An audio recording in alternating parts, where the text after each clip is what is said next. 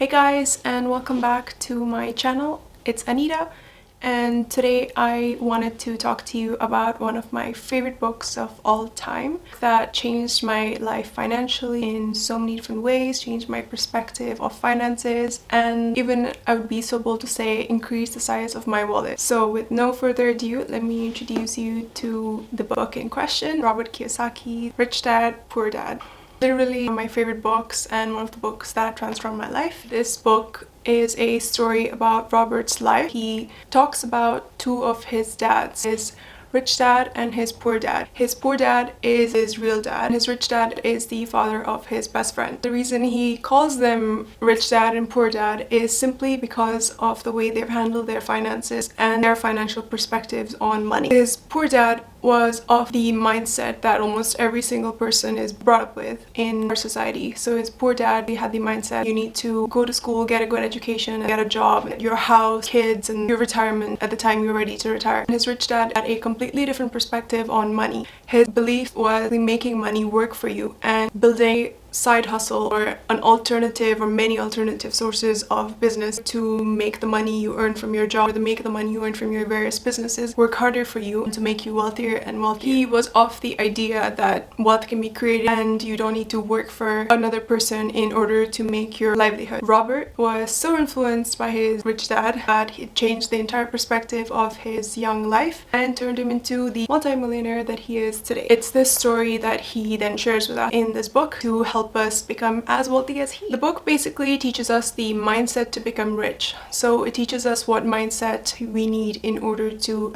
obtain great wealth and what perspective we need in order to handle money and deal with our finances. So he tells us that you do not need to be a high earner in order to make money. You simply need to find a way to make your money work for you. One of the key points he mentions in this book is that all humans are driven by two key emotions, which are fear and greed. So the fear part of it stops you from investing your money in order to make even higher returns. Say you have a huge bonus this year and instead of investing it in a fund that gives you a 60% chance of doubling your money but a 40% chance of losing it, the fear aspect of your emotion will stop you from doing it because you'll be so focused on the 40% chance of losing it rather than the 60% chance of winning, which is completely understandable and completely human of us. However, this fear is what often holds us back from obtaining true wealth and obtaining the level of wealth we desire. Now, say you leave the money in a separate account. However, before you know it, the greed aspect of your emotion is going to come out, and it's the greed aspect that will make you spend the money and almost guarantee that you lose it completely. You might suddenly decide you want a new car or you want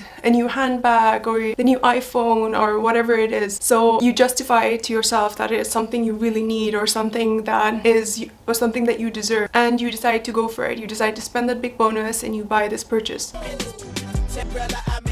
Now, instead of taking the risk that maybe 40% had a chance of losing your money by buying it in this material item that does not give you any chance of making your money back, you have 100% guaranteed that you have lost it completely. So fear and greed are the two emotions that most humans are governed by and the two biggest emotions that hold us back in life. A fact that Robert states that specifically applies to the fear and greed aspect of human emotion is that 90% of Americans play not to lose instead of playing to win. And I love this quote because it is so representative of what we're taught as a society as a whole. In school, even from a young age, we are basically taught the poor dad route where we're told go to school, get a good education, get a job, and then work at it till you're 60, 70, 80, and then you retire and you get a good pension. So that is basically playing not to lose. We are held back by fear not to lose, whereas we could instead be playing to win instead. Instead, we could be getting more financially literate. We could be educating ourselves in various different investment vehicles and in how to make our money work for us on the side. However, because none of us have this mindset and we're so held back by what society tells us to do, what the next person is telling us to do, what our family and friends are telling us to do, that we do not bother venturing past our upbringing, which is essentially holding us back from obtaining true wealth and keeping us in the rat race. The rat race is a concept that Robert mentions loads and loads of times in the book, and by this he basically means the vicious cycle by which we're brought up to go to school, get a job, retire, pay off your mortgage, mortgages and live the life his poor dad lives. And what he tries to tell us and teach us in this book is that you don't need to live in the rat race. You can escape the rat race and you can get out of it, and you can build and create the life that you want and the life that you desire. In a sense, he teaches us how to win at life instead of just playing not to lose. Shockingly, also because of the lack of financial literacy, most Americans are not financially literate, or they're not aware of what they need to do. And according to a stat that Robert mentions, up to 30% Americans do not save up for their retirement because of this very reason. So that brings us to the question of what is the solution to all of this? So what does Mr. Kiyosaki tell us we should do instead? And how can we stop being in the minority? And how can we get out of the rat race and set ourselves financially free? Well, to start off with, Robert recommends building your financial IQ. This is your financial literacy, your knowledge on finances and how money actually works. It's something that we're just not taught at school or even at university. So what Robert recommends is taking 5% of your income month on month to just invest in building up your financial IQ. And these could be seminars, courses, books, workshops, whatever method of learning you prefer. But he highly recommends forming this habit of constantly educating yourself and building that knowledge that will then help you get wealthier. The first step to building wealth is creating a mindset where you manage risk instead of avoiding it entirely. What this will do for you is that you will be less risk averse and you will be more keen to try out investing in different stocks and bonds, and you'll be less driven by fear, which will prevent you from investing your money and making your money work for you. So according to Robert, if you set aside a certain percentage of your income each month and you treat it like it's gone forever, you will worry less about losing it. And then that gives you the freedom to then use that money to try your hand at investing in different vehicles that can generate wealth for you. And it will also stop you missing out on potentially big returns. So now that you've started on your journey to building true wealth, it is important that you stay disciplined, stay motivated, because you'll soon discover that the path to riches is a very long one. You're kidding me. And it's one that can often be tiring, arduous, and you might be tempted to give up along the way. So for this reason, discipline and motivation are key. What Robert recommends in order to stay motivated is creating two lists, a I want list and a I don't want list. So within your I want list, you would basically be telling yourself what you want out of your future. For example, I want to retire by the time I'm 40. And in your I don't want list, you'll be telling yourself what you don't want. For example, I don't want to be like my poor broke uncle. And what these two lists will do for you is constantly keep you motivated and remind yourself of your end goal and what you want from life, and will also help you assess what you don't want out of life. The next idea is to pay yourself first. So Robert recommends setting a certain percentage of your income each month where you pay yourself first. And this is not paying yourself first for material items or that fancy car or iPhone.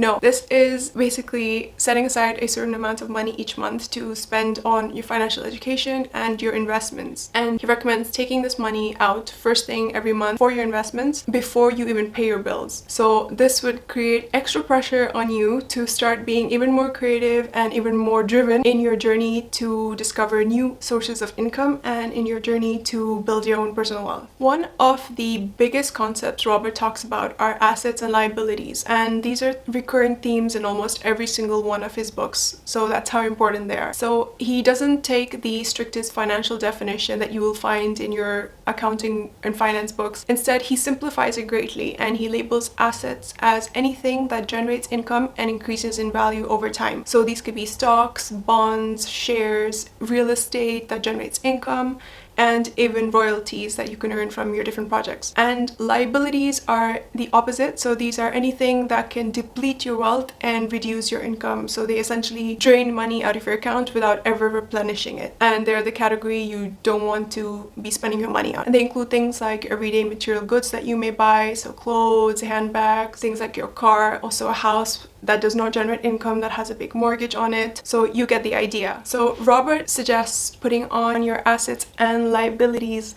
glasses and basically looking at everything you spend your money on with these glasses on. The next lesson he talks about in this book is minding your own business. And by this, he means business in the literal sense, as in a business that you own and you run. So he encourages you to stay at your full-time job, not rush into anything, and to build your wealth on the side while you work at your full-time job, because your job is what pays the bills and your business is what generates the wealth. So build your business on the side and use the earnings from your business and from your job in order to invest in real assets that can ultimately replace your full-time income and set you financially free. So keep building your business until it's your main source of income and can support you fully financially. The most important lesson of this all is to start today. Today is the youngest you'll ever be, and the earlier you can start, the more wealth you can accumulate in the end. And remember that you are your own biggest asset, so invest in yourself first, invest the time, invest the money in order to build yourself, build your knowledge, and build your wealth. So to sum up, the 5 biggest ideas from this book are: number 1, the poor and middle class work for money, the rich have money work for them. Number 2, it's not how much money you make, it's about how much money you keep, because true wealth is money you haven't spent. And number 3, the rich acquire assets, whereas the poor and middle class tend to acquire liabilities that they think are assets. And number 4, financial IQ is what you do with your money after you've made it. So this is how you invest your money, how you make your money grow for you, and how you keep your money longer, and how you prevent people taking away the money from you. And finally, number 5 is the most powerful asset you'll ever have is your mind. So use that asset wisely and to your own benefit, and the rewards will be massive. So that's all from my summary of this book for today, guys, and I really hope this was helpful. I try to keep it short and sweet with all the core messages and important things that I personally took from this book. As I said, I definitely recommend this book and think it will for sure change your life financially. So definitely pick up a copy if you can, and if not, take the lessons that I have given to you in this video and build your personal wealth. Thank you so much for watching, guys. Stay tuned for my next video, and I can't wait to see you there.